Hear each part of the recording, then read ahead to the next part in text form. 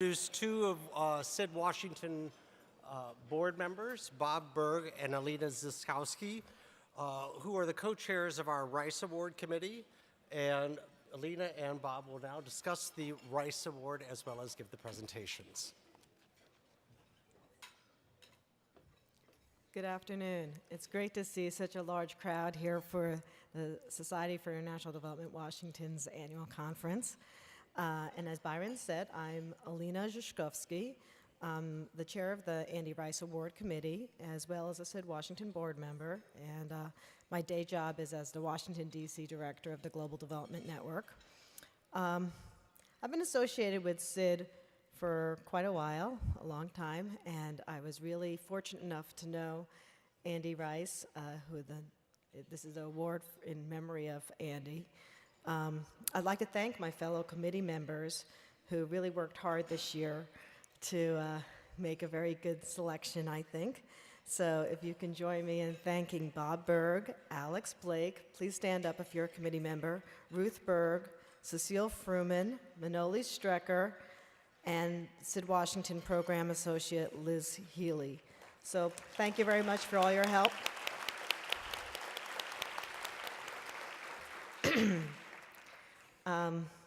This award honors the memory of Andy Rice. He was a true visionary and a real friend to so many people who are involved in international development. As a founder of SID, he worked tirelessly to bring together the diverse voices of international development, and especially young people in international development. Today we hear a lot about knowledge sharing, networking. I'm sure all of you have been doing a lot of networking. Well, Andy was making that happen through SID over 50 years ago. He built SID into a major global network and established the first newsletter and journal in international development.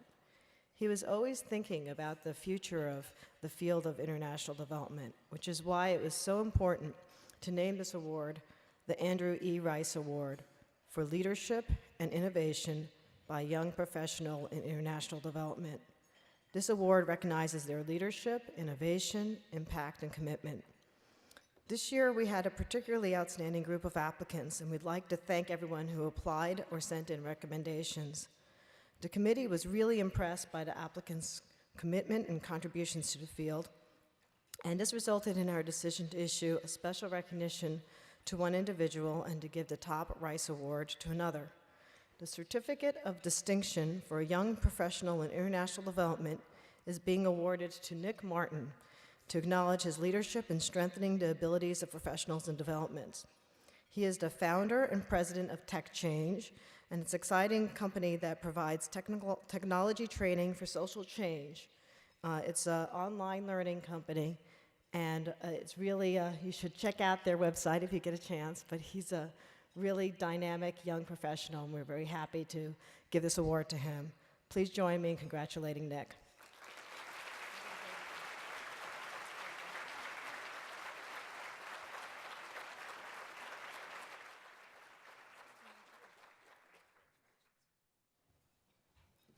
And here, Bob Berg will introduce the exceptional young woman who is the winner of this year's Rice Award. Thank you, Alina. Thank you very much for being a perfect chair of a wonderful award committee. 10 years ago, C.K. Prahalad's famous book, The Fortune at the Bottom of the Pyramid, was published and quickly recognized as a breakthrough. An equal revolution took place a few weeks ago with the International Comparison Program's new Purchasing Power Parity Index, which, as the Center for Global Development pointed out, reduced the number of the world's poorest by 42% overnight. Another way of putting this is that the income of the poor and the poorest has been increasing. Indeed, as Alliance Bernstein recently wrote regarding the largest emerging markets, quote, "We think that the greatest and least appreciated growth potential comes from continued spending growth by people now in the bottom 30% of the economic spectrum." Alliance Bernstein calculates that the bottom 30% of the largest emerging markets had compounded annual growth of income of 5.3% in the last 20 years, while the middle grew at 1.1% and the highest 30% grew at 4%. Many of us haven't noticed this growth, and fewer have acted upon it. But Diana Ju has, and what she is innovating is a game changer. With a bachelor's and master's from MIT and a Fulbright, 27-year-old Diana is now a visiting scholar at the famous Indian Institute of Technology, and more importantly for us, is the co-founder of SMARC in Tamil Nadu and the US. Diana noticed that we in development have all kinds of very nice technologies meant for the poor, such as solar cookers. But getting those technologies to the poor is either a job unequipped NGOs try to do, or commercial distribution systems are used that simply do not reach the poor. I'm going to ask Diana to explain what she has innovated, but take it from me that what this social entrepreneur has done is to take the late C.K. Prahalad's thesis to the next level, which could well prove just as revolutionary. It is with the greatest pleasure that our award committee and the board of the Society for International Washington Chapter presents the Andrew E. Rice Award for Leadership and Innovation by a Young Professional in International Development to Diana Ju.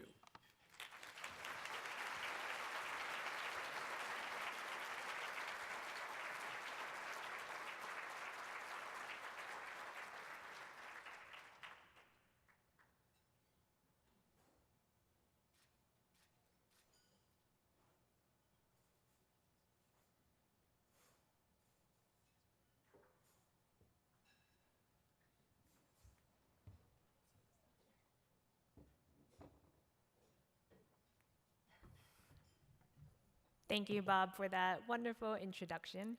And thank you to the entire Rice Awards Selection Committee for considering me and for giving me this honor to receive the award and to speak with you about SMART and the work that we do in southern India. Well, as Bob said, there are a lot of technologies that have been created for the bottom of the pyramid, for low-income users and individuals and communities. But these products are not actually getting into the hands of the people who are intended to benefit from them. I saw this when I was a student at MIT, and I was taking this class called D-Lab, and I was so in awe of these technologies. I thought that they could change the world. They had so much potential. But then I went to rural China and to rural India, and I was going through these communities, understanding how technology was changing lives. And I saw that nobody was actually using these products because they didn't know about them. And if they did know about them, they didn't know where to get them. And if they had them and were using them, they might have not been using them correctly, or they didn't know what to do if it broke on them. So I was very much interested in this problem of technology dissemination and how to get these products into the hands of users.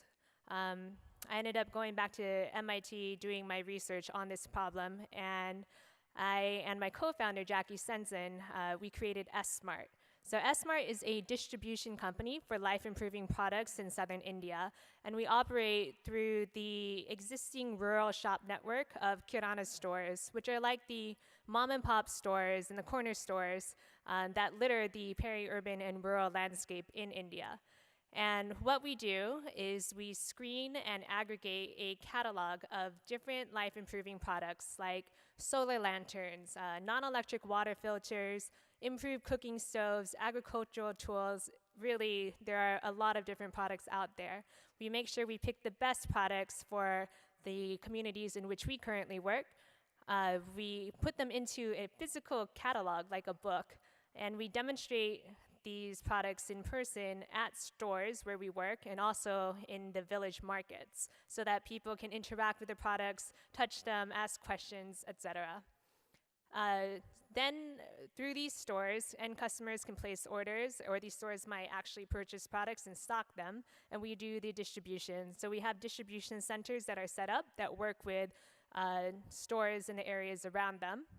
And then after the end customer buys a product, we facilitate any after-sales service that might be necessary if the product breaks.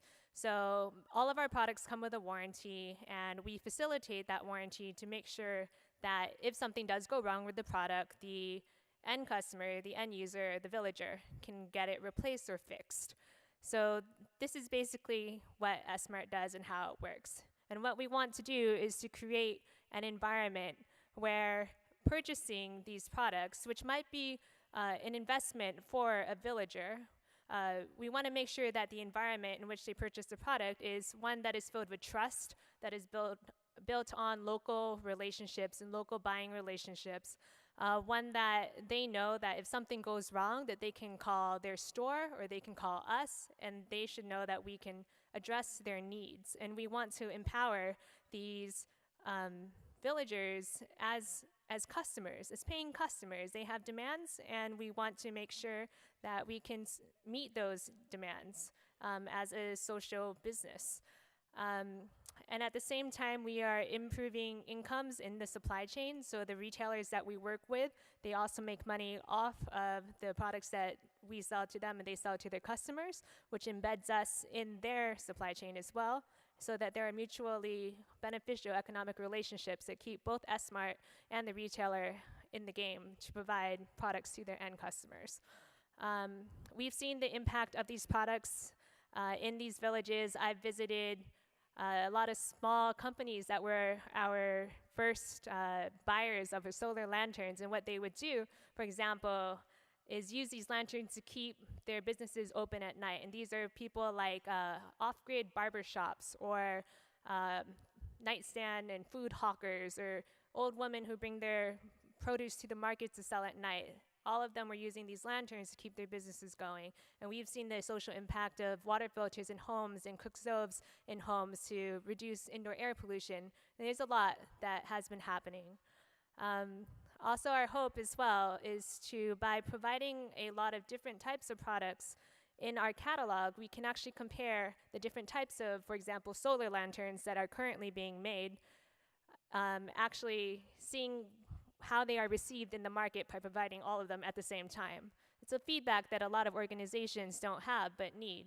I mean, is a Green Light Planet lantern more desirable than a D-Light or a Barefoot Power? There are lots of organizations that make the same products, but we don't exactly know how they compare. And that's something that S-Mart is trying to figure out. So currently we have 6 distribution centers in Tamil Nadu in India. We work with 450 stores. We've moved over 3,500 products through our network, and we are looking ahead to expand, to grow, to add more products to our catalog, which currently stands at 66 different products. And we do hope that you can join us as we deliver the goods. Thank you.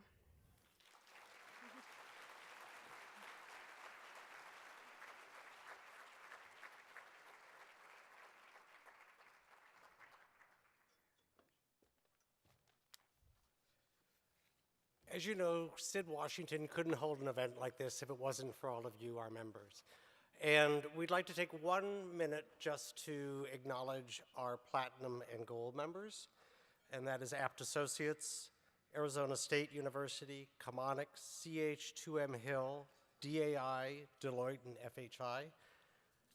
And our gold members are Agility, PricewaterhouseCoopers, Tetra Tech, and USAID. So we thank them very much, as well as we thank all of you from SID for making today possible.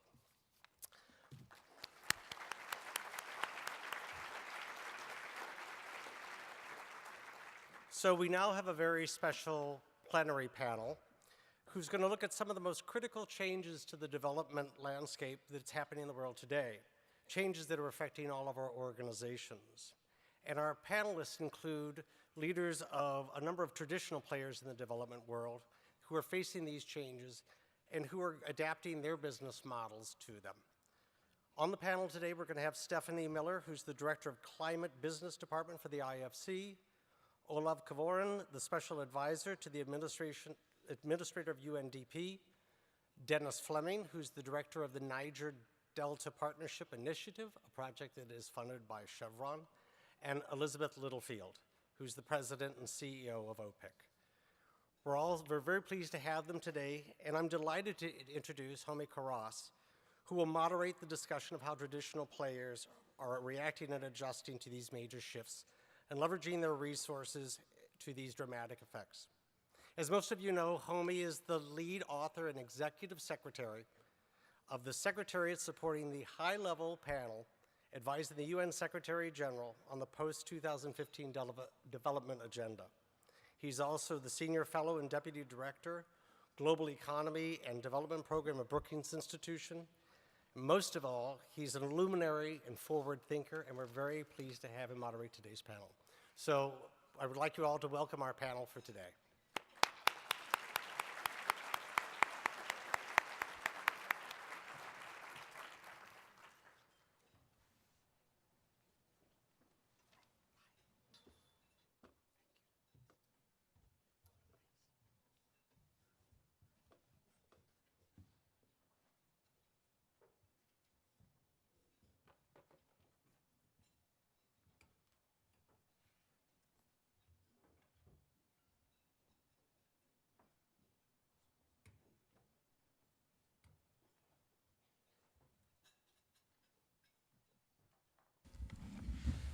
Name tags cleverly designed so that none of us can actually see where we're supposed to sit. Well, this is the post-lunch panel. This is not the panel to have a snooze. This is the panel to think ahead. We're going to talk about the new development architecture. Architecture is a big word, I think. It suggests that there's an architect. I don't necessarily feel that there has been an architect, that where we've got to is something that has been carefully planned and programmed. There's been, but I think unquestionably, there's been a lot of change. And so I think what we would like to do this afternoon is really talk about some of those changes that are happening. And at least from my perspective, the biggest changes are going to be around what we think about as the new development agenda. The current development agenda, the MDGs, are by and large, I would suggest, an agenda about social change, about social expenses by governments. The new development agenda, what comes after the MDGs, where there is all of this debate, the so-called sustainable development goals, are much broader, they're much more comprehensive. They're not just about what governments will do and need to finance. They're also about what economies need and the financing for economies. The kinds of conversations that have been going on in the post-2015 discussion have been conversations about growth, about energy, about infrastructure, about institutions, and about climate change, amongst other things. So it's a far broader, more comprehensive agenda than just the agenda on social expenses that the MDGs focused on. So we're likely to have this bigger agenda, and I think that the next question is going to be, who's going to pay for all of this, and how will the money be spent? And that is where these ladies and gentlemen come into the picture, because they are involved in the organizations that have the money. They are the development implementers, and they're the ones who are going to change the basic structure of global finance that we will see in front of us. So I do want to just throw out some numbers to situate this, because when I say that things have changed, I think that we don't always appreciate how much they've changed. So in the 1980s, since the 1980s up to today, private investment in developing countries has risen 15-fold, 1,500%. Since 2000, so now well over a decade, private financing, excluding remittances, I'm talking about long-term capital financing, has been well over 80% of the financing to all developing countries. It used to be the case that this private financing was concentrated in a few upper middle income countries. That's no longer the case. This private financing is now broadly based. It goes to low-income countries as well as to lower middle-income countries. In fact, in 9 of the 33 low-income countries for which we have data, FDI is larger than ODA. So there's been a huge change, I think, in the pattern of financing.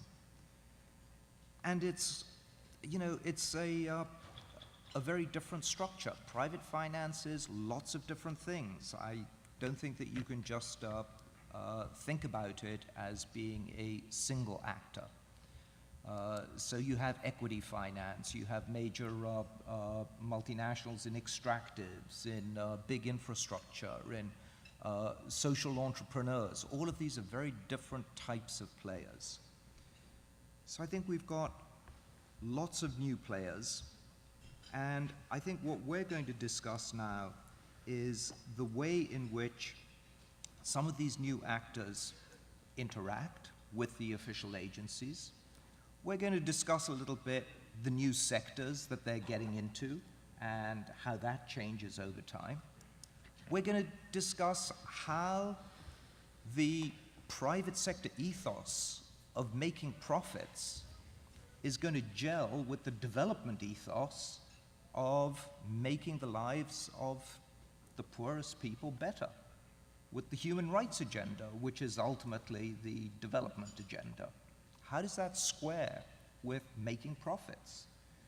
And then finally, we're going to have some very practical discussions about how this actually works on the ground in specific areas where people have been really trying to take localities which have had lots of resources but not necessarily lots of development, and ask a very simple question: how do you translate some of these natural resources into real development for the people at hand?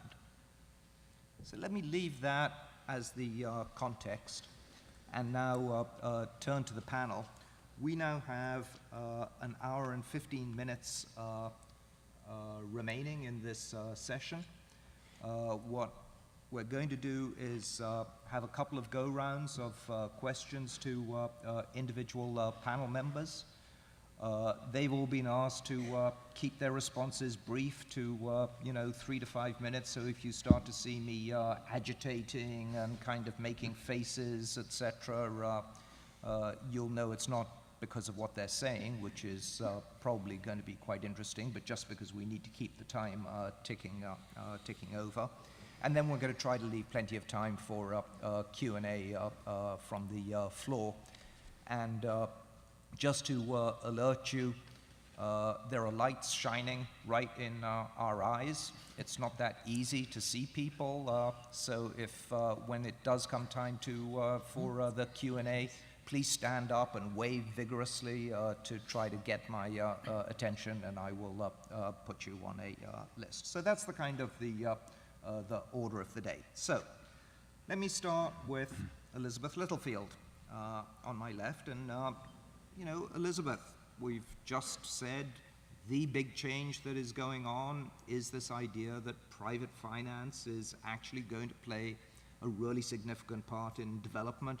Everybody here knows that, but tell us a little bit about how you see that playing out in OPIC and the issues which must be quite alive about how you put public money into the same pot as private money, which is supposed to be making profits. Right. Well, thanks, Homi, and good afternoon to everybody. It's so funny, we talk about the term private sector, and You know, actually, the first time I ever heard the term private sector was when I left the private sector and joined the public sector. So, you know, and we kind of talk about it as if it's this sort of homogeneous, monolithic, you know, thing over there, discrete and identifiable. Whereas for me, it's like the whole world minus the public sector. And so I always find it funny because I find that people's, you know, brains are kind of split. It's like a binary thing. Either the public sector does it or the private sector does it. And as you said, homie, you know, for me, blended is where it's at. Because what we should be saying to ourselves is, you know, here's a thing that the private sector won't do. So we shouldn't be saying, well, then the public sector should do it. We should be saying to ourselves, what's the smallest amount of intervention that the public sector can do, risk mitigation, financing, you know, loans, grants, to make the private sector do that thing. So we should be looking at crowding each other in at all times, and that actually is the very essence of what OPIC does. So, you know, but what people may not know is that OPIC, as the US government's development finance institution, was actually born, carved out of AID about 40 years ago. And when that happened, at that time, ODA, Overseas Development Assistance, of course, I don't need to say that to this, define it to this audience, was about, of course, 85, almost 90% of the money flowing from the US outwards. And of course, now in the ensuing 40 years, that's completely reversed. So in fact, it was quite prescient to have created this little entity called OPIC, dedicated to being you know, a banker for the private sector in the service of development.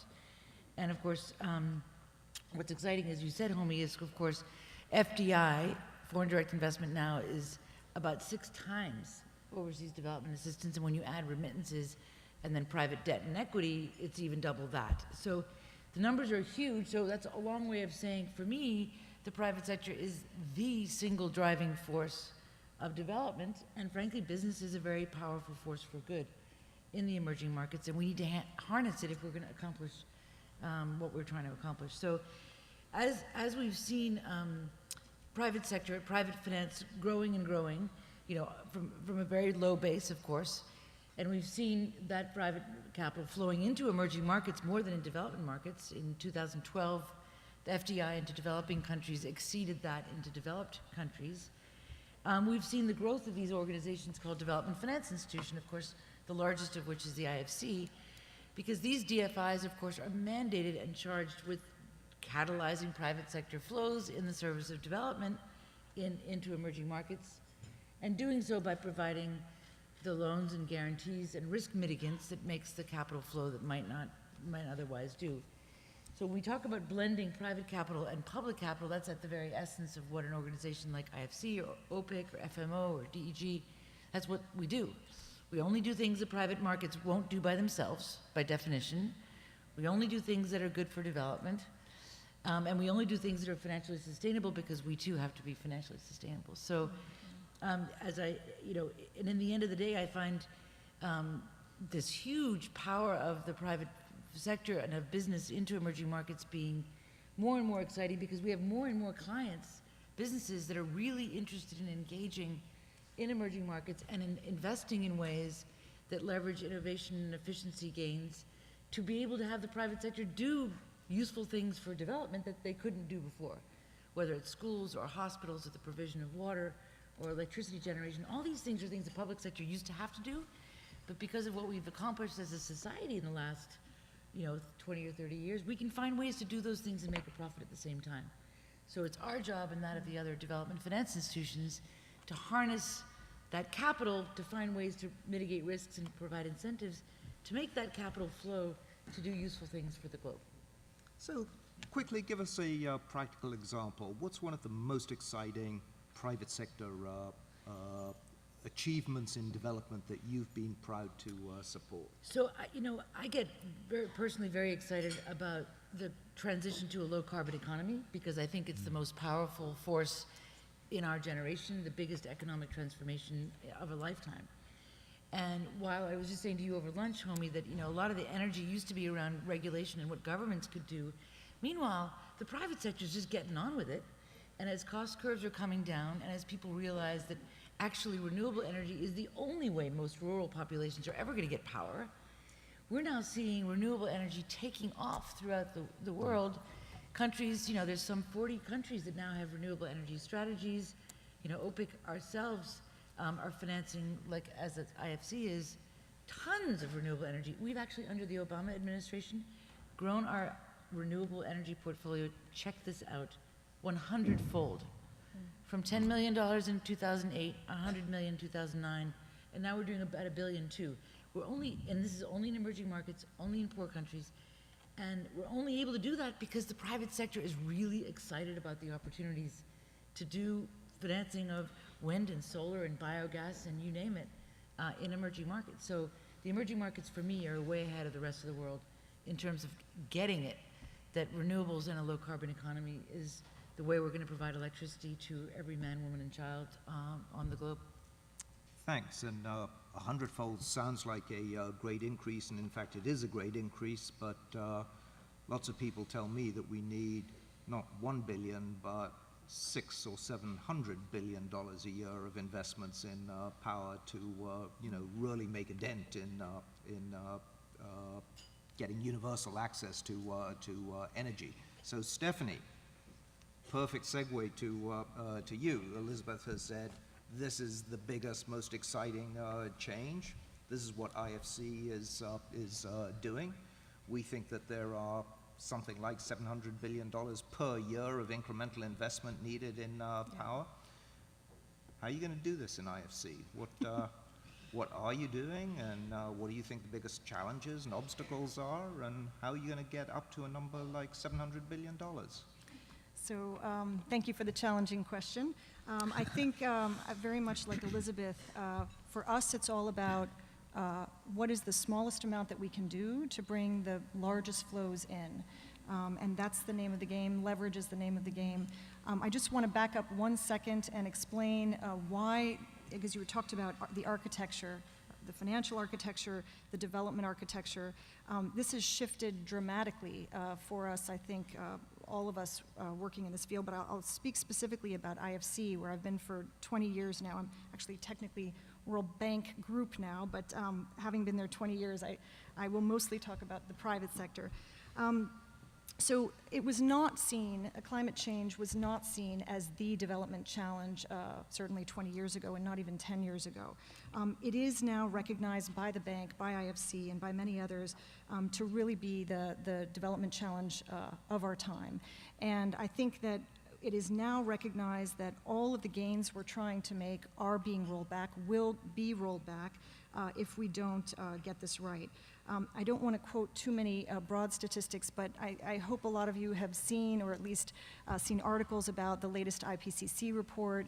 The World Bank did something about a year ago in terms of the Turn Down the Heat report, which tried to shine a light on what it actually means. So if we're on a path toward 4 degrees Celsius rising in global temperatures by the end of this century, what does that actually mean for the markets we work in?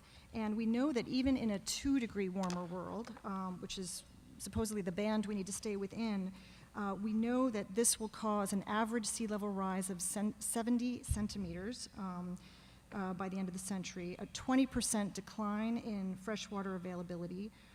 We know that 40% of the land that's arable in Africa will no longer be fit for purpose. And we know in South Asia that some areas will be underwater and other areas will be completely lacking in water in terms of what they need for power generation, for farming, and for drinking. So all this is clear to us now, but it definitely was not clear 20 years ago when I joined the organization, and there was definitely no such thing as climate business. Today I lead a department that's called the Climate Business Department. Back then, private companies did not see a business case. Public sector was certainly not supportive in any clear way for low carbon growth. Today we see that unless these challenges are understood and taken into account, that there are risks that will be faced. And it's just plain now companies are seeing good business sense and good business planning to take these into account. So I could name dozens of companies. I'll just name a couple. Philips, as a technology company in the Netherlands, has set a goal for itself of improving energy efficiency for all the products it brings to the market by 50% by 2015. Unilever has given similar declarations. And I think what's also very striking is that by the end of last year, 138 countries had actually put in place targets for renewable energy, really focusing attention, as Elizabeth was saying. I mean, I would love to take credit, or IFC to take credit for the fact that our power business is now 70% renewables based when it was 70% fossil fuel based 4 or 5 years ago. But yes, we've done a lot of, as OPIC has, a lot of firsts in these markets to help get the markets going, but really it's because these markets are now open to business in these sectors that we're seeing these kind of numbers, which are, we're very proud of, but again, they are where the direction the markets are going. So you've said, Homie, what the gaps are. They are huge. I think last year we ended up with global climate finance flows of about $1 billion a day, which sounds great, but it's actually not enough. Sorry, $1 billion a year. A year, sorry. No. Well, maybe I'm looking at my wrong statistics, but the total estimated, you said, I think is conservatively $700 billion per year. Yeah. We've seen an increase in flows that's been significant over the last couple of years, but $1 billion and even $1 trillion is, I think, the minimum that's needed. So it's a very large gap to fill. I'm aware of the 3 to 5 minutes, and I don't want to see you wincing at me. So let me just get into some of the areas that give us hope, and I think a couple of models and areas where we see that there are still challenges.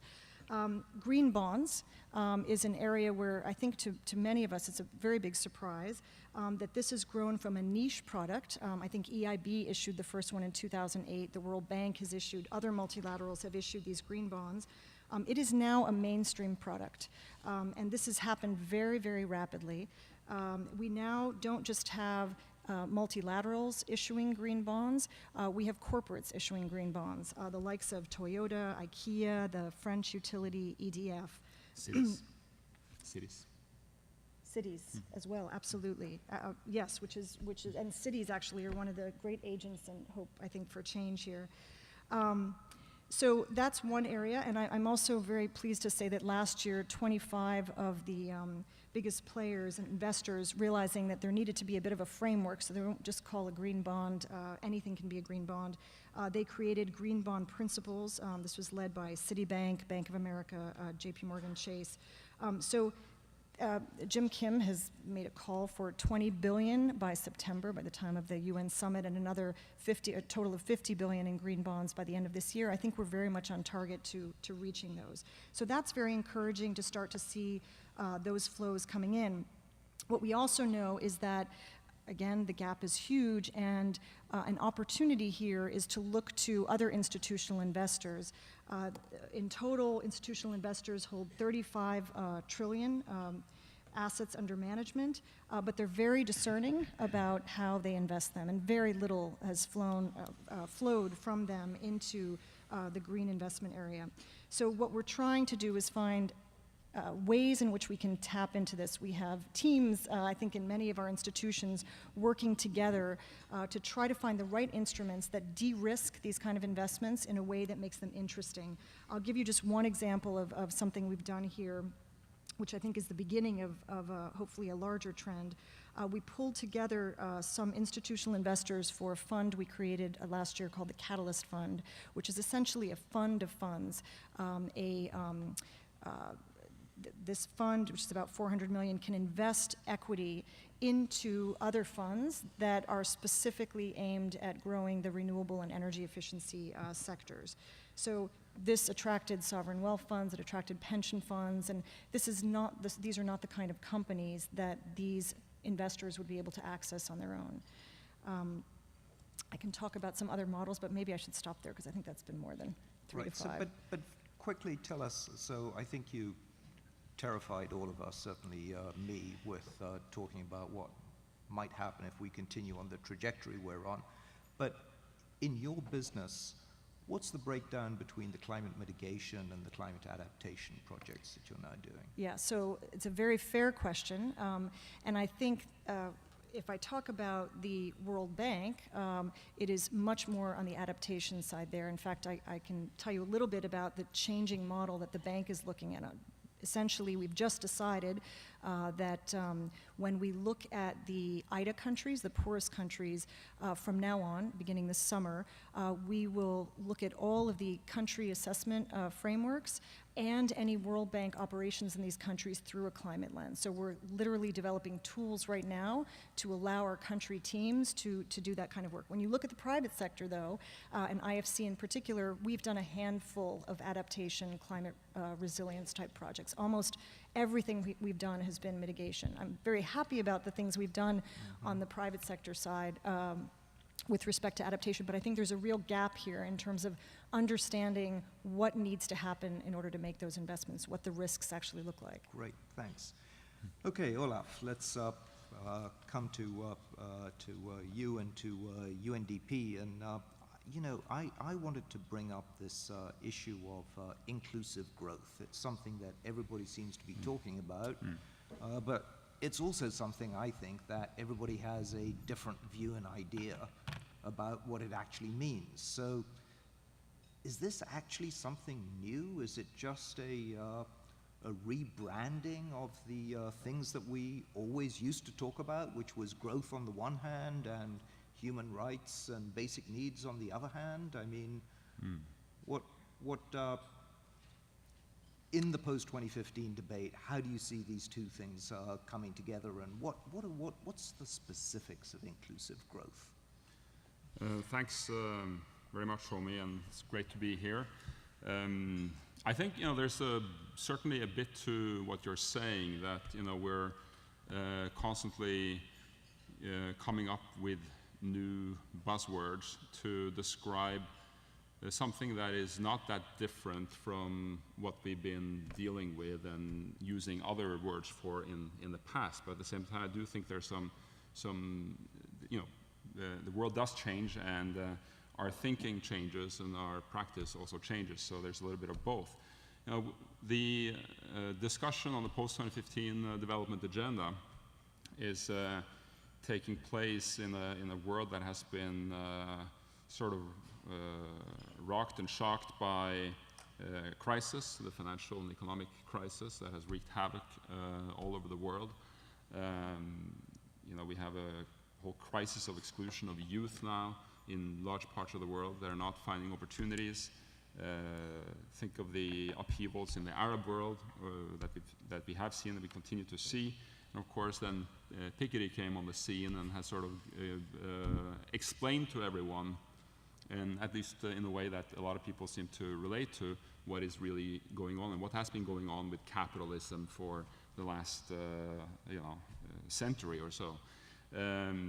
And you know, we've had this unique experience now at the global level over the last couple of years, this global conversation around the post-2015 agenda that first fed into the high-level panel that you were associated with, and where you basically held a pen.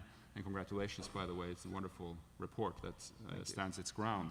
And that conversation, which still continues, and by now some 2.4, 2.5 million people have engaged, and the numbers keep growing. You know, the call for a more inclusive approach to policy making, to the way the economy is managed, to development, has come out in such loud and clear ways that it's impossible to ignore. And I think, therefore, in the context of the post-2015 discussions, the core concept of inclusion and of inclusive growth carries enormous weight and a huge imperative there. Now, we've also, of course, I think, learned more academically that over the last decades that we definitely need growth in order to solve our problems. That's almost a given, at least for most of us. But it has to be not any type of growth. We need growth that creates job opportunities for people, that does not wreck communities or the environment. And we need those associated policies that can counteract the underlying trend of inequality that Piketty so well identifies. That means fiscal policies, that means social protection policies. All this is now in the mix of discussion around the next set of goals, Sustainable Development Goals. And so I would say that this makes this a little bit different. Now, you mentioned human rights. And we have wonderful new or not so new concepts, inclusive growth, green economy, etc. And they do bring, as I say, new ideas into the mix, or they bring back from near death some older ideas sometimes. But there is a real danger of human rights as the bedrock core values of the international system that we somehow have managed globally to agree are almost, almost they're sacrosanct, that they kind of get a bit pushed to the side now in the discussions around the post-2015 agenda and the SDGs. And you can have very inclusive growth, driving, employment towards, the max, minimal unemployment, but still you can break human rights left, right, and center. It's very possible. So it's not, inclusive growth doesn't somehow substitute for human rights. You can have a wonderful green economy and still break human rights left, right, and center. And one of the things that I worry about a lot these days in New York is that somehow the human rights legacy is a bit too much under attack and risks getting marginalized. And yes, we might get some wonderful goals, driving inclusive growth, green economy, transformation, wonderful things, and we need it. But we should not sacrifice or compromise on the human rights side if we can at all avoid that. So. And you brought up Piketty a couple of times, but just to be quite clear, even though I think one of the prescriptions in Piketty's book is to have a tax on global wealth and global capital flows, presumably that's not what you are recommending in the post-2015 agenda. Why not? Okay. It's not up to me. This is not going to be prescribed in any way by UN types like me. But I would like to actually relate this a little bit to what our colleagues were just pointing out. It is wonderful to see the kind of initiative that is being taken by the vanguard when it comes to the role of the private sector in relation to these major challenges we're facing. And I do think there is almost a built-in, hopefully, movement towards business taking more responsibility for social and environmental outcomes. So the whole concept of business worthiness is starting to encapsulate or to mean something more than just making an awful lot of money. And I think one of the drivers of this is growing, rapidly growing interconnectivity, more transparency. It's putting pressure on business so that there's more of a need to show that in terms of the core, what a business is all about. It's actually about helping solve some problems out there, making money by solving some problems. But we have a public sector that is not helping, and when we know that the fossil fuel subsidies are several orders of magnitude higher than what any country is investing in climate, investments in low carbon, investment in climate adaptation, mitigation, support for that low carbon transition. It means that we really do have to look at these drivers, the fossil fuel subsidies, the overall framework for the capital markets that basically do not reward long-termism, where do not, in a sense, encourage a more transparent approach to investments for the public good. I think only when we start to look at those levers, where the $210 trillion of the markets are residing, that you can really break through and create a decisive momentum towards a low carbon and sustainable economy. Right. I think that's a very important point, that businesses at the end of the day responding to incentives that are set by governments, and certainly in the high-level panel report we pointed out that the subsidies to fossil fuels globally are on the order of at least $1 trillion, if not $1.5 trillion per year. Yeah. So when people say, oh, this new development agenda is going to be very expensive, and where will all the money come from? That's right. There's an easy answer. The money could come from there if we got the political will to try to do it. But this idea that not all business is good business, and that there is some business that actually does invest responsibly, does try to make sure that they have a positive development impact. And let's face it, there have been cases where businesses have been exploitative in the past, and it's important not to just lump them all together. So I think that that is actually something which is quite important, because increasingly business and governments work together in partnerships. And Dennis, I'd like to bring you in now on this, because partnerships is another word, I think, which is used in many different contexts, and sometimes there's a formal partnership agreement where everybody sort of has well-specified responsibilities and accountabilities. But at other times, partnerships is just a loose way of saying, let's at least try to work together in a reasonably coherent way so that we can actually see what the impact is of all of our activities together in terms of developing a certain region or a locality. And in the Partnerships Initiative for the Niger Delta, you've been putting in a lot of time and effort to try to see, well, how can we actually get real development in that region of the world? Tell us a little bit about your experiences from that.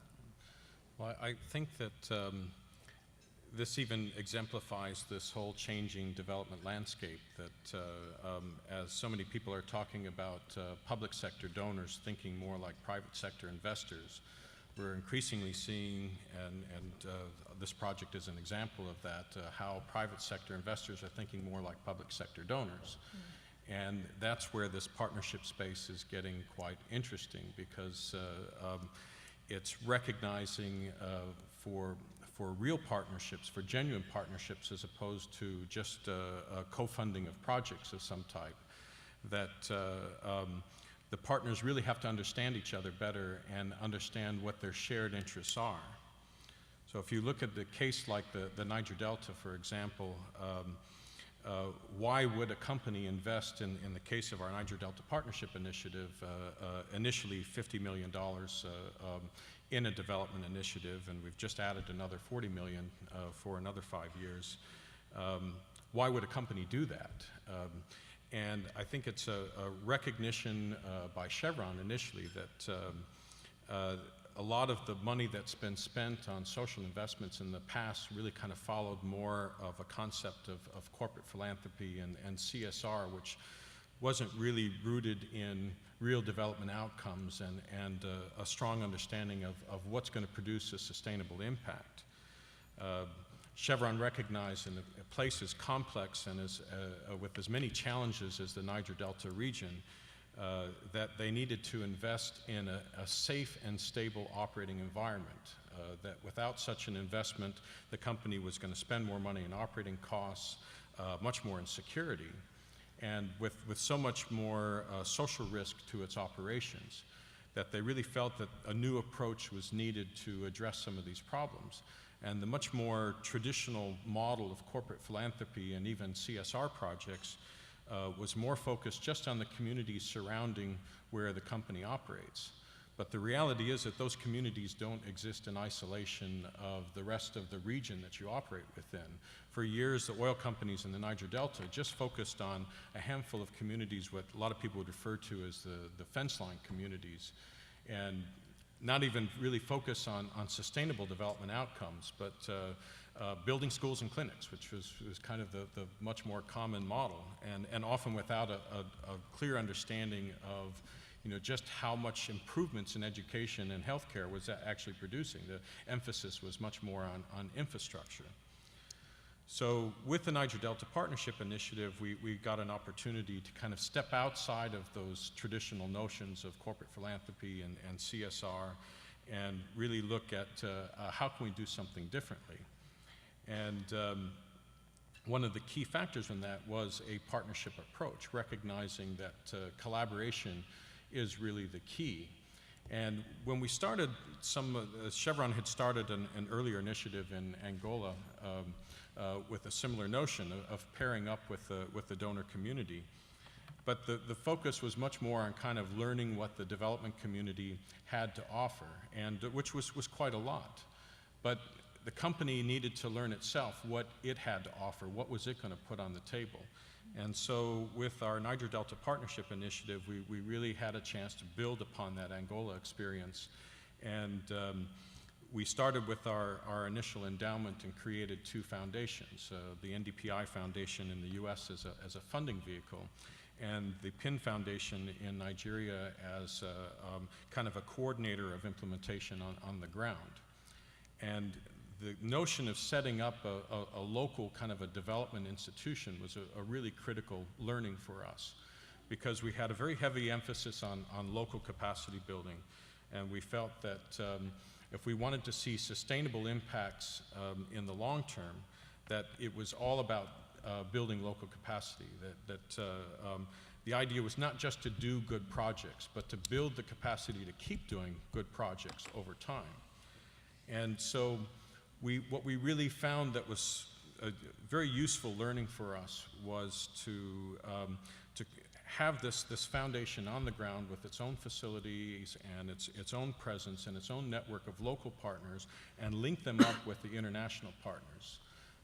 Because we felt that if we just brought in large development organizations and grantees to do this, what was the chance that they were actually going to remain after the initial funding ran out? What capacity were they going to leave behind?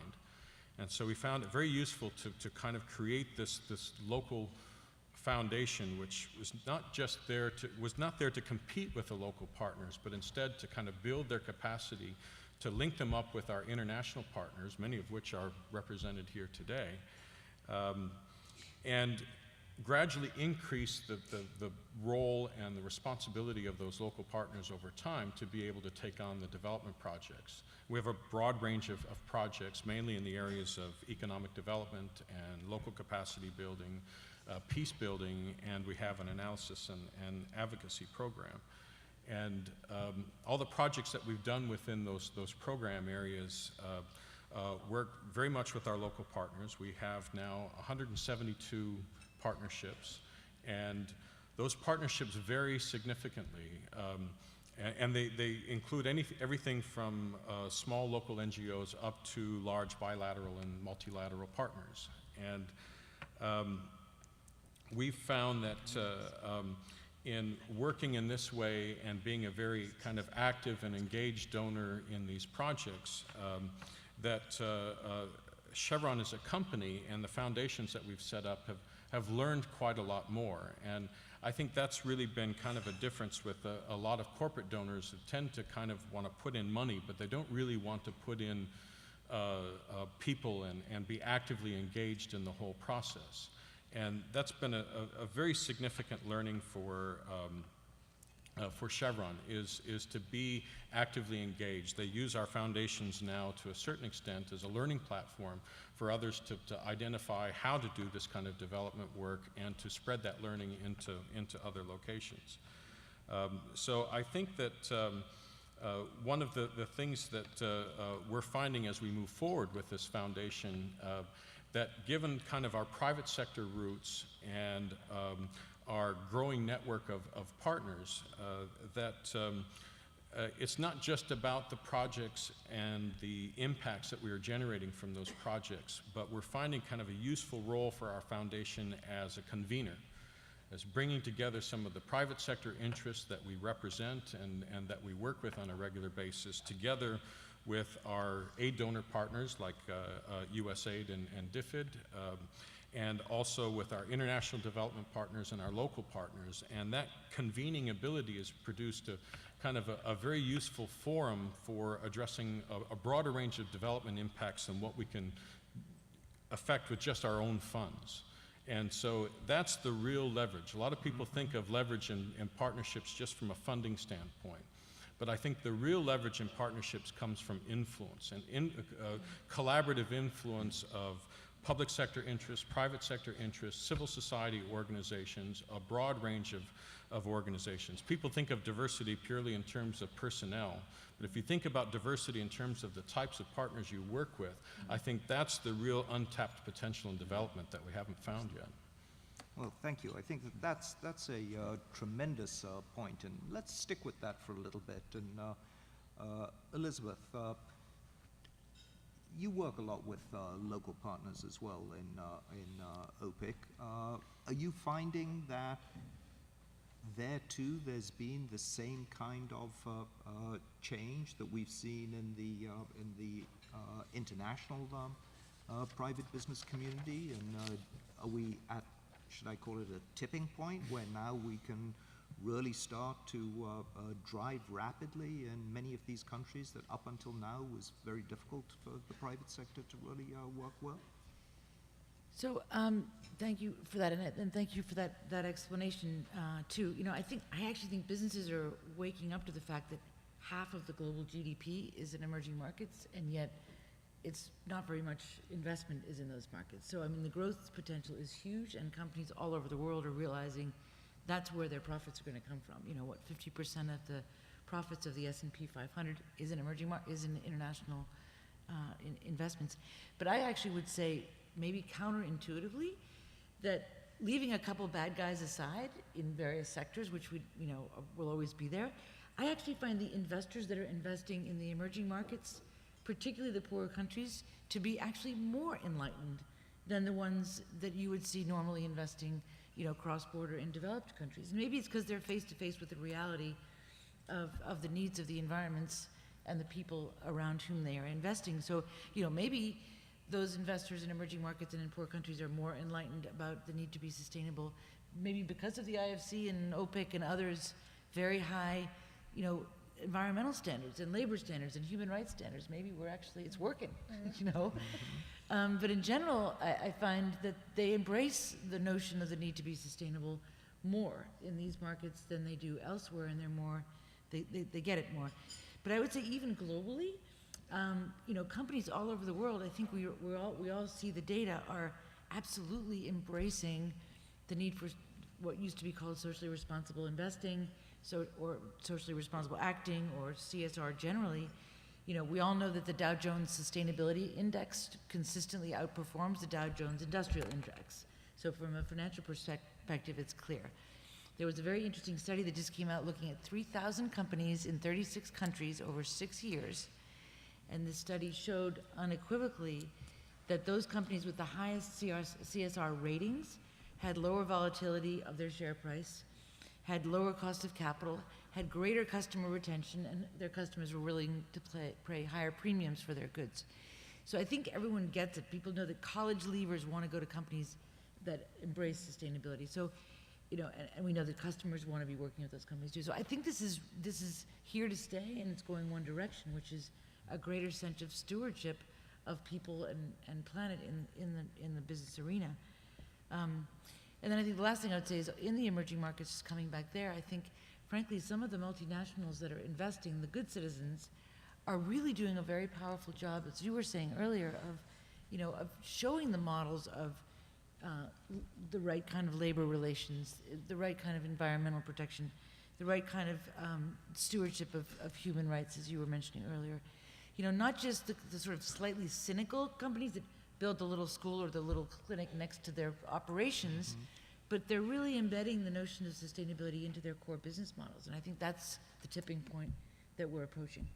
Great, and of course, many companies now, I think well over a quarter of Fortune 500 companies do some form of sustainability reporting on a regular basis, and this idea that they will be reporting on development outcomes as well, I think is probably a powerful idea. So, Stephanie, I also wanted to just very, very quickly just move to these issues of scale, because here we're talking about tipping points and companies really getting it, et cetera. And obviously in climate, we have to get to scale very fast.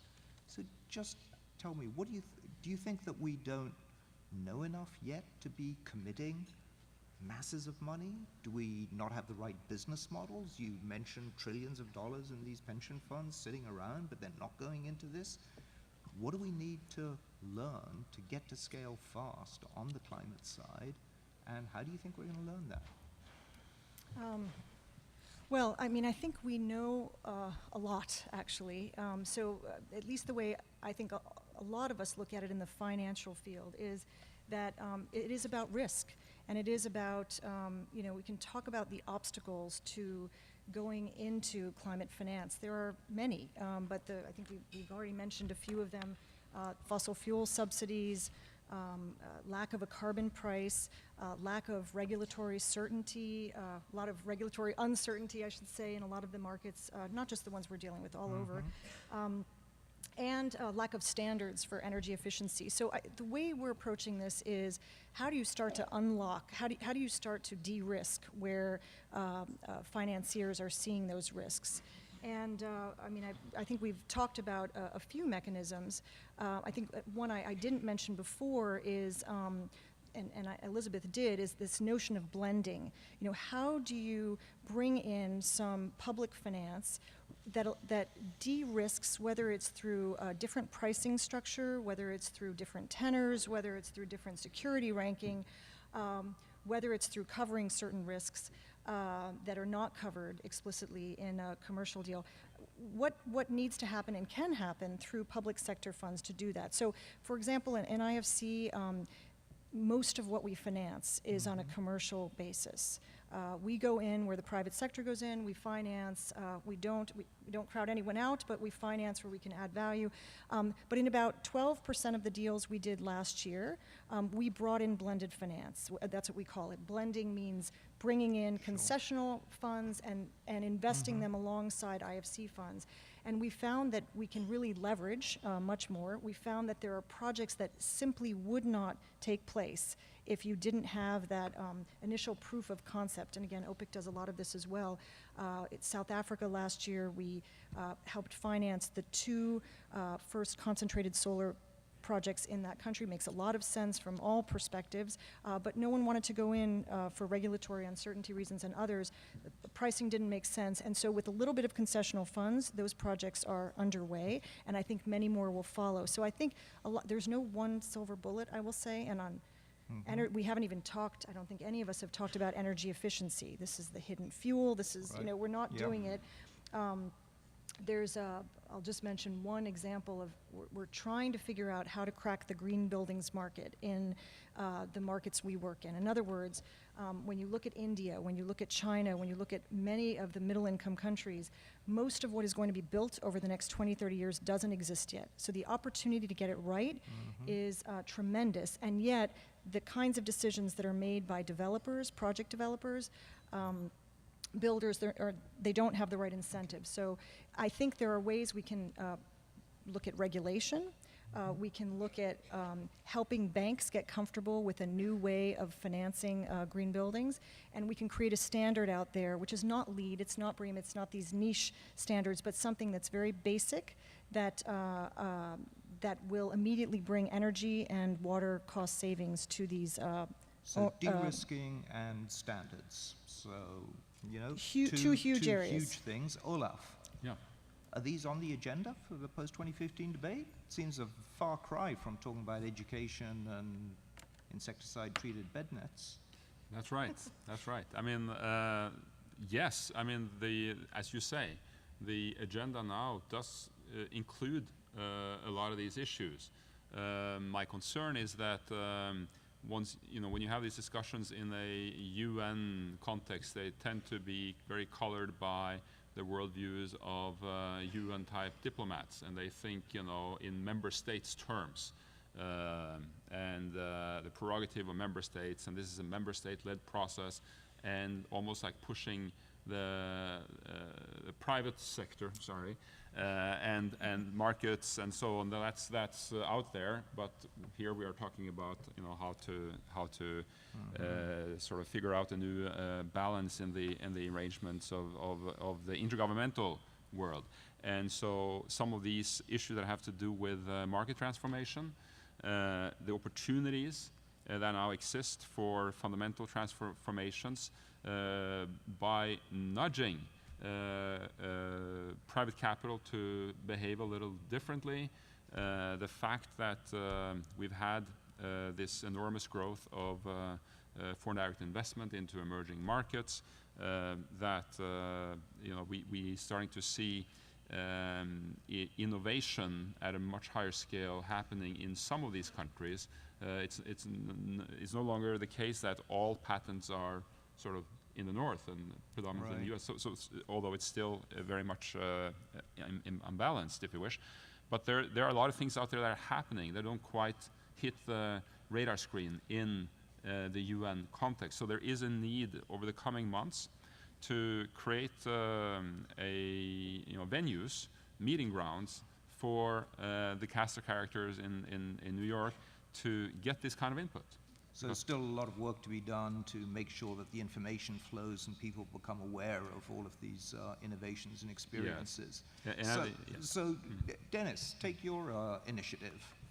Do the people in New York actually know about it? Are you making efforts to bring this into the global agenda? Do you think that these kinds of partnerships are something that can be easily scaled up? Lessons for other localities? Are you thinking in those terms? That's why I'm here. That's why I asked the question. Yes, we do feel it has a lot of learning for others, and we keep learning in this initiative, particularly about how to form partnerships. And I think one of the key things that we've learned is that there's no single kind of model or approach which is going to work.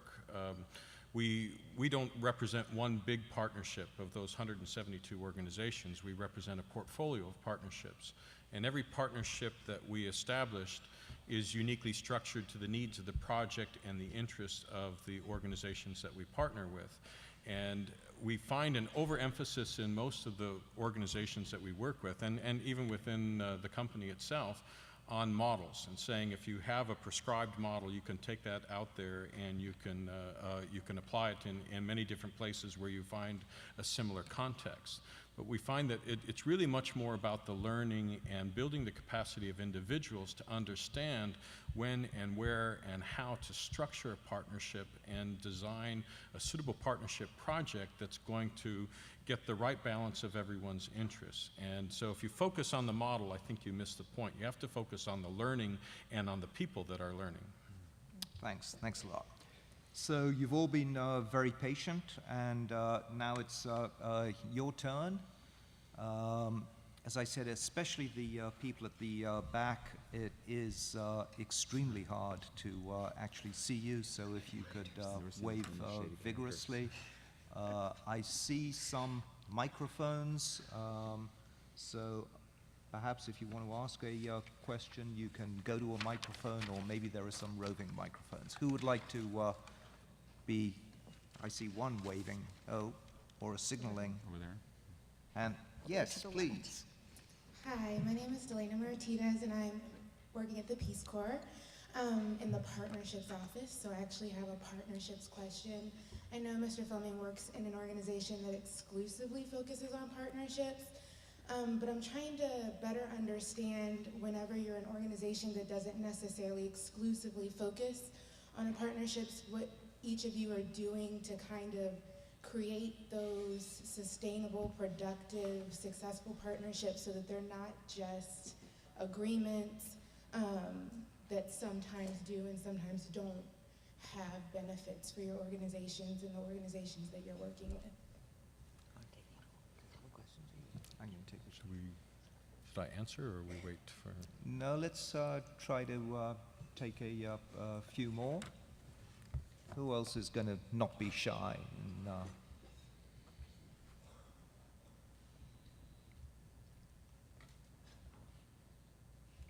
Come on, people, think about,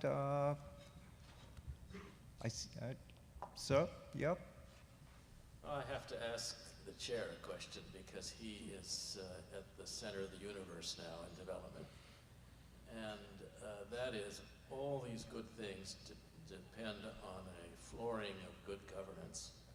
And in the report that you put together, you did give a significant emphasis both to governance in general and also peace building.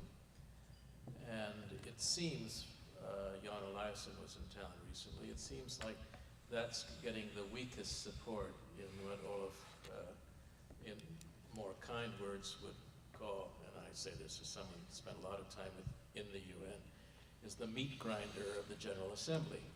So the question is, are we going to get the governance provisions around, and what can external communities do to make sure that this survives as a coherent package as opposed to wish lists? Okay, thank you. Well, why don't we start with these two, but let me encourage others to also think about how to participate in this discussion. Dennis, let me start with you and the partnerships question. Okay. I think that one of the things that's a definite benefit for us in the way that we look at partnerships is that it goes beyond just a policy or a strategy. It's really kind of a value in our case. And so we're lucky in the fact that we don't just think it's a good idea, it's a mandate for us. And so it means that we focus a lot more resources and attention to it than we would if it was kind of peripheral to our main agenda. But I think one of the key things that we see in developing partnerships is really to invest the time and attention in understanding the value proposition to your partners. And you know, I've seen so many organizations that have a strong emphasis on partnerships, and then they spend all their time going to their partners and selling their value proposition to the partner without really understanding what their value proposition is. So usually the biggest advice I give to people is look beyond the agreements that are, you know, often drawn up by lawyers that are more focused on protecting the interests of their parties rather than, you know, looking at what's in it for the other side and really understanding that enough, and that's where you end up getting much better partnerships. Elizabeth, you want to say something on partnerships? Sure. Well, I mean, everything that my agency does, we do in partnership by definition, because we only work with the private sector, and we only finance transactions that involve a private sector partner. So, if you will, it's sort of by definition everything we do. Last year, we did around $4 billion in financings. We're open in about 160 countries, and again, in every single one of those circumstances, every single dollar is done in partnership with the private sector. I would also say that, see, I use the term too, private sector, even I. So. But I would also say we also have an extremely deep partnership with fellow U.S. government agencies, like USAID, for example. You were saying, Stephanie, about the concessional finance. Unfortunately, OPIC has doesn't have all the tools and instruments in its toolkit that we'd like to have. So we have, you know, we do loans, we do financing, we do insurance and private equity, but we don't have a grant instrument. So a lot of what we've done in some of the more difficult markets, responding to the most urgent foreign policy requirements, whether it be in South Sudan or Afghanistan or Haiti, we've done in partnership with AID, who can bring in their early stage grant capital that does the proof of concept or establishes an implementing body that then we can then leverage with loans or guarantees. So our partnership with AID, because of the instruments they have and the instruments we have, they combine very nicely. So that's another type of partnership that we deploy all the time. We also work very closely with the other development finance institutions, such as IFC, FMO, and others, to do joint deals together when it's too big for any one of us, or to share due diligence, or to share environmental assessments. And then, frankly, we work very closely with Wall Street. For example, we have a very large partnership with Citibank. Citibank will originate a transaction in a market in which they have an office, and then reach out to us to share some of the risk of that transaction. They couldn't do it on their own. We wouldn't find the transaction were it not for they. So we find these partnerships are really the only way a tiny little agency like ourselves can actually have a volume that we have. You know, we're 250 people in Washington, D.C., and yet we have an $18 billion portfolio in 100 countries. So there's no way you could do that profitably and effectively without working very closely with others. Now, I'm going to make you really work for your money, Stephanie, and talk about the governance side. But let's give Olaf a first crack at that question. So, Okay. Yeah. Olaf, governance. Are we going to get it or not?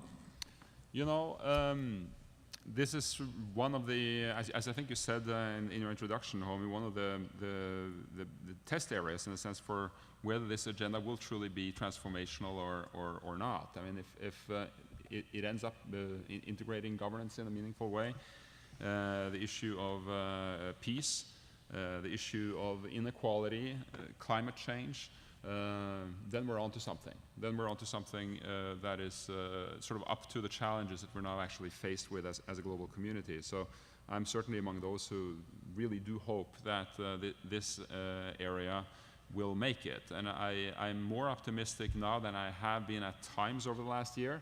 We're not there yet by any means, but we've heard even some of the toughest opponents in the open working group against having a dedicated goal on governance, a dedicated goal on peaceful societies, or some sort of combination. They seem to hint at willingness to consider specific targets on certain issues. And that's actually a huge step. If you look at the MDGs, it's all about the social agenda, and all the targets are related directly to that. There's nothing really that speaks to issues of governance. But this is over the course of the discussions in the open working group, it's been interesting to see how increasingly in the intergovernmental scene at the UN, there's no longer such hard north-south distinctions on some of these issues. A lot of developing countries are speaking with great enthusiasm and conviction about the importance of bringing in issues related to dealing with conflict, dealing with violence, dealing with addressing the problems of lack of rule of law, weak institutions, bring in issues of voice and participation, what some would dare to call democracy, even, and so this time you don't really have a hard so-called G77 voice against sort of a hard northern voice. The very format of the open working group is such that countries are speaking either alone or in so-called troikas, groups of threes. Some of those groups are surprising. Like one group is a challenging group is Japan, Iran, and Nepal.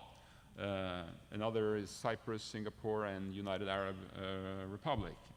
So some interesting constellations, and that's actually helpful because it breaks the typical pattern of north-south on some of these very difficult issues. If in the end there will be a meaningful goal on the issue of governance, I think depends on the degree to which the countries of the South that are really passionate about this are able to keep pushing, combined with the degree of willingness by countries of the North to show commitment to this agenda, including commitment at home. And here, a very key area that is also, at least for the time being, a distinct goal area in the emerging document, sustainable consumption and production. I don't think there will be a meaningful goal on governance at the end of the day unless there is also something meaningful that speaks to sustainable consumption and production in the north. And at some point, I think it will go down to the wire, probably in the spring of 2015. Thank you. So I think one of the answers about what can external groups do to help, I think is going to be to make sure that every country's own house is put in order first. And you know, I do think it's important to remember in the post-2015 agenda that this is a universal agenda, and so the governance issues that apply overseas also apply domestically, and there are some very clear pointers in terms of the transparency agenda for many of the you know, minerals and extractive industries in different countries about their willingness to actually forcefully implement those or not, which will be sending signals about whether other countries will really take on governance in other areas. But Stephanie, the reason I wanted you in particular to speak about this agenda is that IFC for a long time has set international norms and standards for transparency and for reporting. You mentioned that there are 138 countries that already have a renewables agenda. And people do view the governance issue as being something that, I mean, crudely, the worry is that it's conditionality that rich countries are trying to impose or force onto developing countries. Just from your experiences, et cetera, how do you respond to that? First, do you see it as an issue in some of the projects that you do? And how do you deal with it? So governance has not been a huge issue in the climate projects we've done. I can't speak specifically to that, but I go around saying that if we're going to do development right, we have to do climate has to be figured in. And frankly, I think from what I do see in some of the projects that we finance where things have gone wrong, it's governance that's gone wrong. And so I think it's terribly important.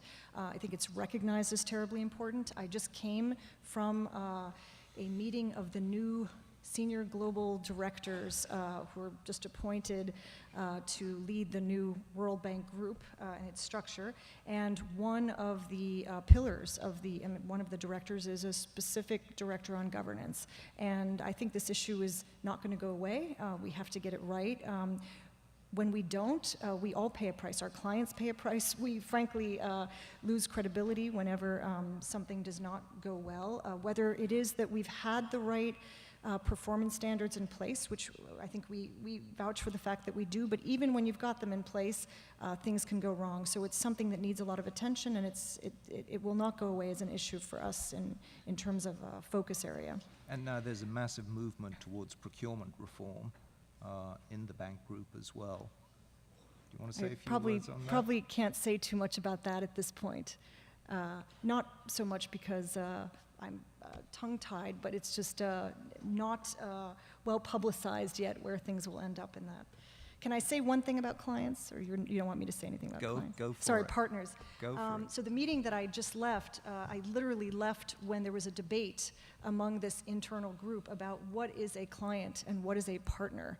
And I'm not really sure there's a distinction anymore. I think there has to be at the end of the day. But I think what's interesting is at IFC, for example, we've really stopped thinking about clients as just a source, where we need to put our funds, and really started to look at clients as partners to solve some of the most difficult development challenges that we have. We worked with Jain Irrigation, an Indian company, a few years ago, and realized that we funded them one-off, and realized we could be doing much more with them to address some of the productivity and water issues throughout the entire region. So this is the sort of thing I think that, I could name, as Elizabeth can, all the traditional kinds of partners that we have, donors and governments and cities, but I think clients are going to end up being a very rich source of partnership for all of us in development.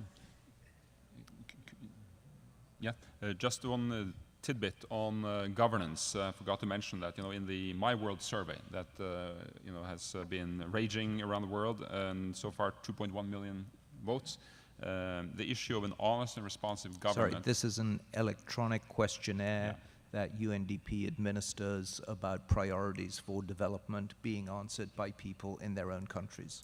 Yeah, so 194 countries and 2.1 million voters around the world, 16 options, and you can add your own if you want to, if you don't are satisfied with the 16, and you can basically indicate your 6 top priorities. And what we have now as a result is interesting. Number 1 priority almost everywhere around the world is access to quality education. Number 2, similarly for health. The third is, by and large, compete sometimes with access to jobs, but it's an honest and responsive government. And that is in and of itself a huge, really an input and a strong call from people around the world for this agenda to be serious about governance. That's helpful.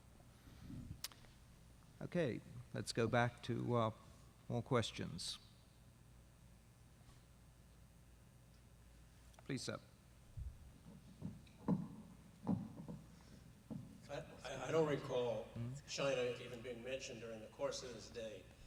And I understand that China doesn't necessarily play by the rules of the ODA community, but China's made massive investments in the emerging economies.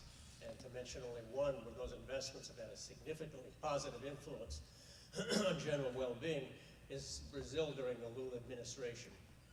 So how do we square China's contributions to the developing world with the goals of development assistance, and is China a potential partner? Okay, thank you. Ma'am? Perfect timing, because my question is actually quite well aligned with the last speakers. Joe Parker from Counterpart International. My question is about the hockey stick of investments that Elizabeth was talking about, and seeing that dramatic ramp up in private investment with that little public and catalytic force. And Homie's question, which is, have we reached a tipping point? 2 questions. One, where do the BRICS and other non-Western, if you will, investors come in accelerating this trend and being a catalytic force along that hockey stick? And secondly, what could possibly derail the trends that we're seeing? Who are the spoilers? What are the spoilers? To my colleague's point, is China a spoiler here? Is corruption a spoiler? I'd be curious to see what you think are the biggest threats out there. There was a guy down here. Somebody? Yeah. So, go ahead. Jason Matichak from International Relief and Development. Just as we're hearing new things about new partnerships and new financial realities in the developing world and in our community, what should we be hearing from you, and what would you like to hear from us, and what can we do together? Okay, wonderful. Any others? Last chance. This is the last round. Going. Dennis, why don't we start with you, and if you can pick up any of these or any parting thoughts. I think I'll leave the China issues to my colleagues. In terms of what we can do together, I guess that one is probably a bit more in my court. I think that one of the things that we can do is really kind of explore different types of working relationships. And I think one of the biggest challenges that I come across in my work is just the mental models of the different organizations that we work with about the roles and responsibilities of different groups, and wanting to kind of stick to those and reinforce those, rather than embracing different roles for the private sector, different roles for CSOs and for government institutions.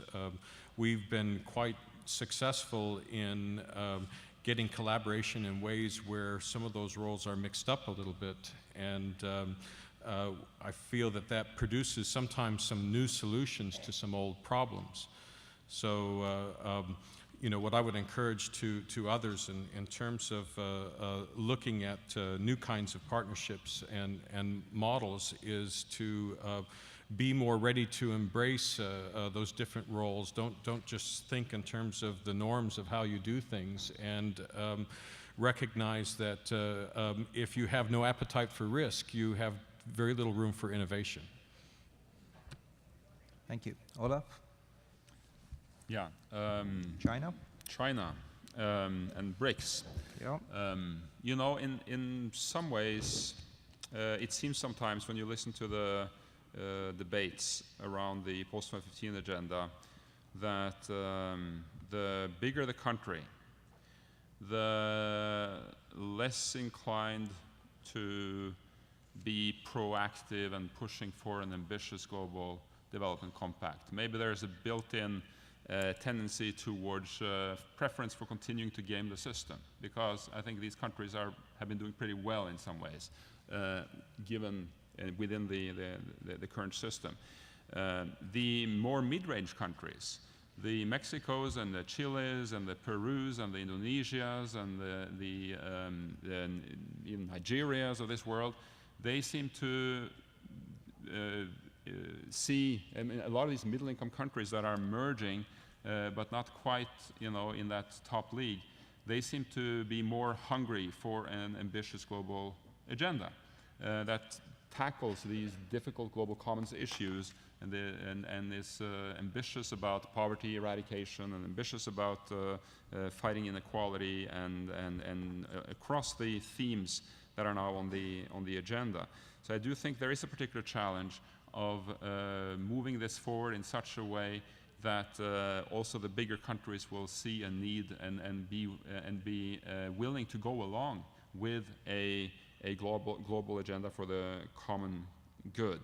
You know, if you look at a country like China, they're certainly trying very hard to change their own trajectory at home in essentially all the ways that we're now, you know, you recognize the issues on the global agenda in terms of what's also priorities in China. The same is true to lesser or greater degree in some of the other countries. I guess Russia in some ways is an odd man out. In the Open Working Group, Russia has been mainly interested in road safety and sort of sustainable, not sustainable necessarily, but focus on investing in infrastructure, particularly transport. But other than that, being quite skeptical to many of the issues that are on the agenda, and I think you can easily guess which ones in particular. Now, India was probably the last of the major countries to embrace the MDGs. When they did, they really did, and in the context of the post-2015 process, that India has been the country that has been most in favor of sort of let's just try to improve on the MDGs, upgrade them, learn from experience, but let's not gape over too much in terms of other issues. Brazil has a particular voice in this process. Of course, they, in a sense, are the guardians of the legacy of Rio, and that it was in Rio where the decision to develop Sustainable Development Goals was made.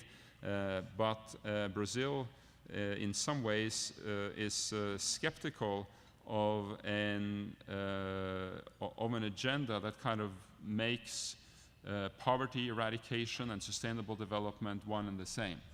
There seems to be a bit of a preference to have one continued MDG agenda focused on poverty eradication, another agenda that is more universal, that puts a lot of emphasis on action in the north in terms of global transition to sustainable development. And so for different reasons, these countries have somewhat different ways of engaging. But I think it'd be extremely important to try to, as the discussions proceed beyond July, when the Open Working Group is supposed to have its report done, and things will progress towards the final intergovernmental discussions in the spring, to to try to bring as much as possible the benefits of global collective action to solve shared problems to the fore. Because if countries keep thinking at the end of the day that they're better off gaming a system to their own advantage at the expense of a shared, more collaborative approach to solving these problems, we will not get the outcome that we desperately need. Thanks. Stephanie, spoilers? Yeah, no, look, I think these are both great questions. China is, in climate terms, is part of the problem, and it's also potentially one of the biggest solutions for us. China's decision to open its carbon markets, to set a carbon scheme in place by 2015, may change the entire landscape, the entire carbon markets landscape, which can have a huge impact. What we haven't been able to achieve globally, we may end up being able to achieve by just a few large markets like China making this decision. So I think the pollution levels in China have shifted a lot of the mentality of the Chinese about what they're willing to do with respect to really pushing hard and aggressively on addressing climate change. So I actually think of it, the opposite of spoiler, very heartening. Great, thank you. Elizabeth? Okay, great questions. I'll just touch very quickly on a couple of them. First on China, I'm a big believer that a lot of the innovation in the future is going to come from the South. I think, Africa is a hotbed of innovation. So I don't think that we have the monopoly on exporting technology. I'm very excited about the BRICS investment, lateral investment. I'm very excited about China too. China's investing in things that, frankly, Americans wouldn't be investing in. And, I think everyone's welcome. I also think we're seeing China actually doing a better job in many cases of integrating local labor forces, improving environmental standards. So I don't see China as scary, but really as an opportunity. Secondly, the question I loved, how can we help? I will shamelessly tell you exactly how. So as a small but vital little development finance institution, I would just ask that you recognize the role that an organization like OPIC has in working exclusively with the private sector and doing so at no cost to the taxpayer every year. We're a development that pays for itself. We generate $500 million every year, pretty much almost, in revenues for the taxpayer. And yet we're too small, we're under-resourced, we don't have the right tools, and we don't have the right instruments and authorities. So right now we've kind of got a model that was built 40 years ago but hasn't been adapted to the realities of today's modern way of doing finance, which is where HOMI started. And the third thing is, frankly, if you hear of any donors that want to come alongside and invest alongside us or bring us the concessional finance to get things moving, we desperately need those kind of partnerships. And lastly, if you hear of any investors that are particularly got a U.S. flavor to them, that are investing in, and may not know that there's an agency out there that'll give them 25-year financing to do so, or political risk insurance, please send them our way. I promise that we're friendly and flexible and fast. And then just lastly, in terms of the Jones' excellent question about what could derail it, frankly, I think the development of sustainability, of emerging markets, of integration is inexorable. I don't think anything is going to derail that integration. One question I would address, though, is what is holding us back? And for me, the most powerful thing that's holding us back in the movement towards sustainable investing is short-termism when it comes to profits. And if we could only change mankind's psychology, I think we could change the world. Because right now, as long as CEOs are rewarded on quarterly profits, as long as everyone's measured on short-termism, the fact that you are always going to make more money over the long run investing in things that are sustainable and good for the planet and its people is lost, because people are being measured by increments of time that are irrelevant to that long-term calculation. So I would say if you can change the way people think, short-termism, that's the thing holding us back from having business really do all that it could do to make the world a better place. Well, thank you. Thank you for closing on that. Of course, the post-2015 agenda is all about trying to overcome short-termism by setting a 15-year target, which hopefully is long enough to actually change what we do and near enough so that we can actually set credible targets and outcomes that we can shoot for and hold ourselves accountable to without getting lost into, we'll leave that to our grandchildren. So I think we heard a lot during this discussion about the need to get to scale, about leverage and de-risking as mechanisms of getting to scale, about the need to have the right kinds of incentives in place, either through regulations or through price mechanisms or fiscal mechanisms. We heard about the importance of a mindset that brings together development impact and development objectives along with profit motives, while recognizing that the primary purpose of business is to make profit, but also recognizing that that's no longer a bad word in development circles. Profit is actually part of development. I think we heard about how partnerships are a very new way of working, and frankly a much more nuanced approach to how to make partnerships work. I think a lot of people have always worried that our historical track record with partnerships is they're just too difficult, it's just a talking shop, not much happens. And I hope that you've heard a little bit about how different kinds of partnerships actually do make a big difference. Local capacity building and the big change that has probably happened is the change in the context on the ground in developing countries themselves. And that is probably what really gives us hope and confidence that a very ambitious new agenda can be successful. And I think if that does happen, there's every reason to be very, very optimistic about the next 15 years or so. So please join me in thanking the panel. These are all people.